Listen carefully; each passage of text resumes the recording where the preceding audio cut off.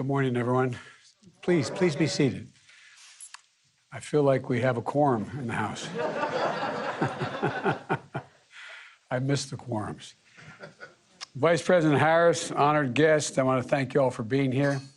Secretary McDonough, thank you for your work to ensure that the VA provides world-class care and support for those who bore the battle. In a moment, I'm going to have the honor of signing into law 4 bills that the women and men in this room have written and gotten passed, bipartisan bills, to honor one truly sacred obligation we have as a nation. We have many obligations, but we only have one truly sacred obligation, in my view, and that is prepare those we send into harm's way, care for their families when they're gone, and care for them and their families when they're home. And that's a lifetime commitment the nation owes to every one of our veterans. And it's one of that I embrace as Commander-in-Chief. For me, for Jill, and for the entire Biden family, it's also personal. And it's a commitment that we are helping to keep today because of the leadership of the women and men in this room. The first bill I will sign requires the Government Accounting Office to assess whether there are disparities associated with race and ethnicity when it comes to VA benefits and disability ratings. The weapons of war and the nature of injuries they inflict don't differentiate based on race. And the type of disabilities our veterans carry with them don't differentiate based on race. So the claims approved and the benefits delivered should not differentiate either. We've heard from veterans of color who, upon returning home from their service, are treated differently from white veterans.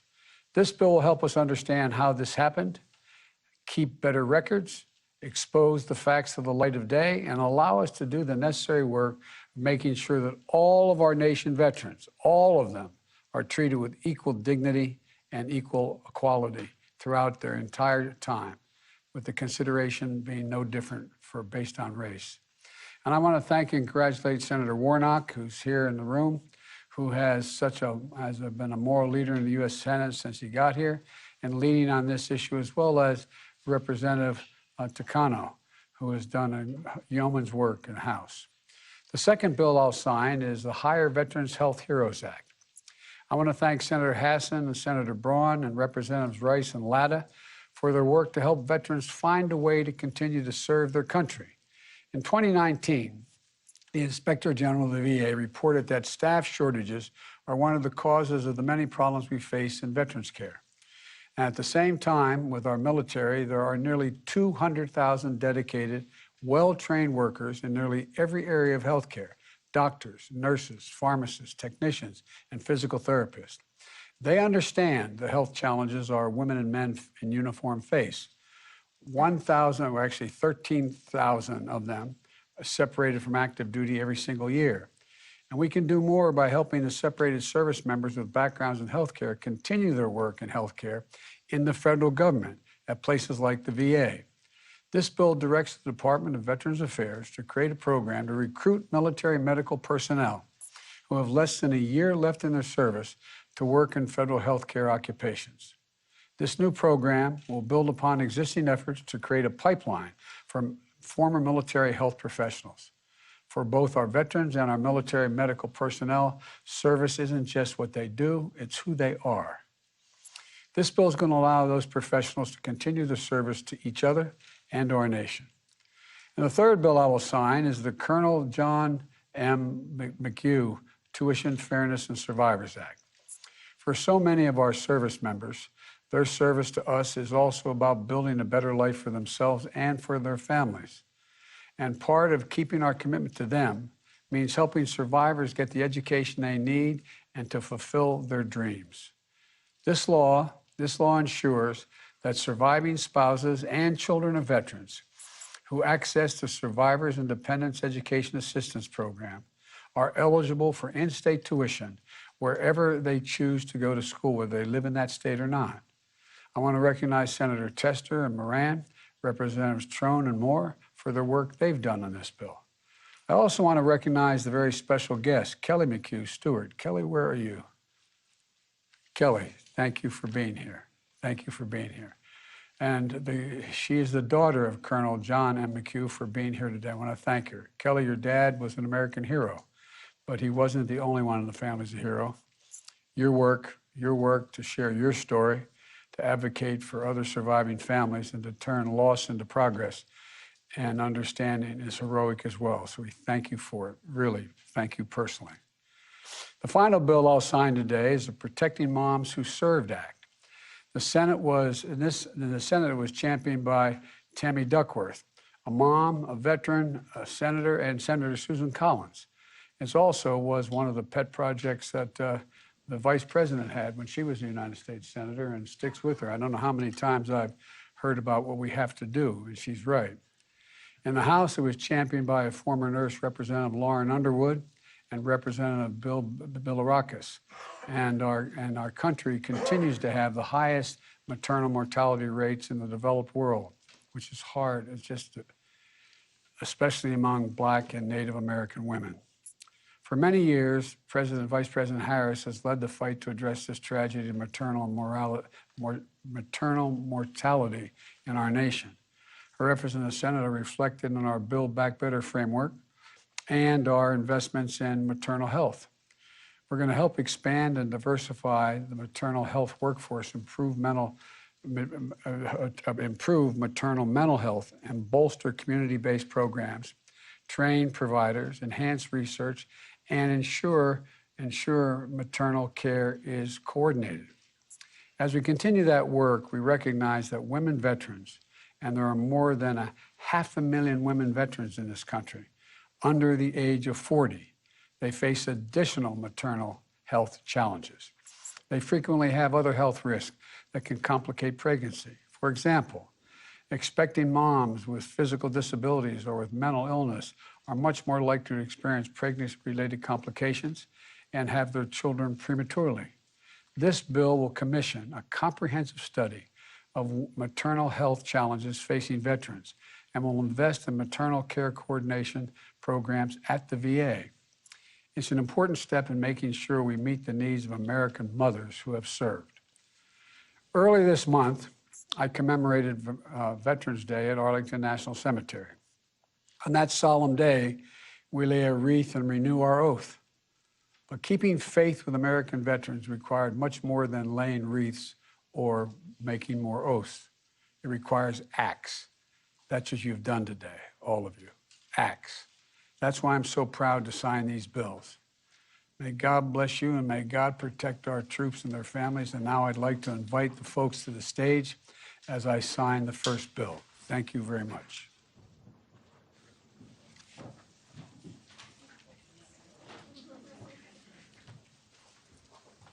Thank you. How are you doing, man? Good to see you. Okay, I want to tell you all, I only have one pen. So you're all going to get a pen, but I only got one with me today. I couldn't figure out how to pick 50 of them up here, but thank you. All right.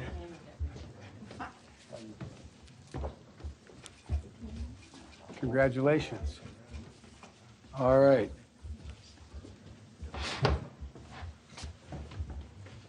Here we go. Government Accountability Office study on disparities associated with race and ethnicity with respect to certain benefits administered by the Secretary of Veterans Affairs.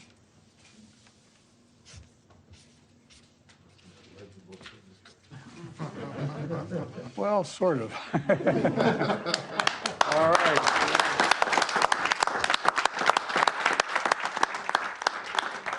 Okay. Thank you, everybody. My mother would say, you're doing God's work. Thanks. Thank you.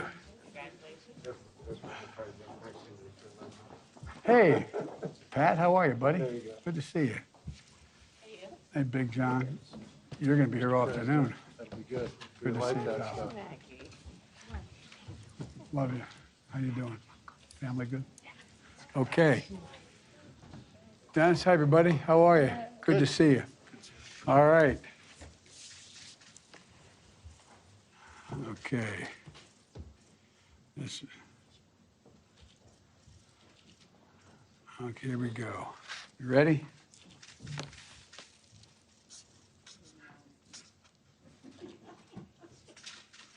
Okay, thank you.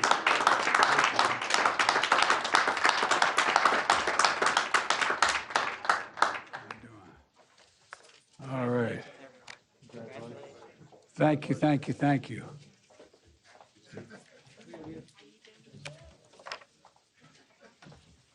Thanks for your leadership. Way to go. Well, it means a lot to everybody that you did what you did. Seriously. You should be very proud. You got some great allies with you. When you got Big John Tester behind you, anything can happen. All right.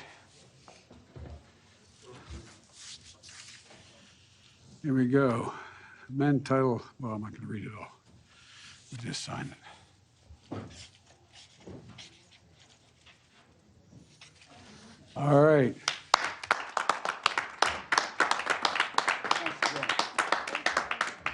Thank you. Thank you, thank you, thank you. Thank you. Keep the faith. All right.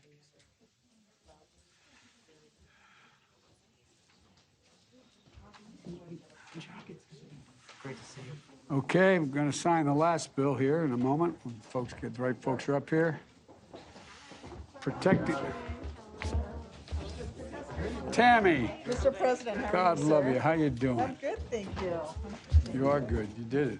You did it, you did it, thank you. I can't block this. Hey, it's good to see you, man. Always good to see Tester blocks out the sunlight. you. Tester brings a certain gravitas to it. He sure does, man. All right. Now, the last bill, Protecting Moms Who Served Act of 2021. All right, here we go.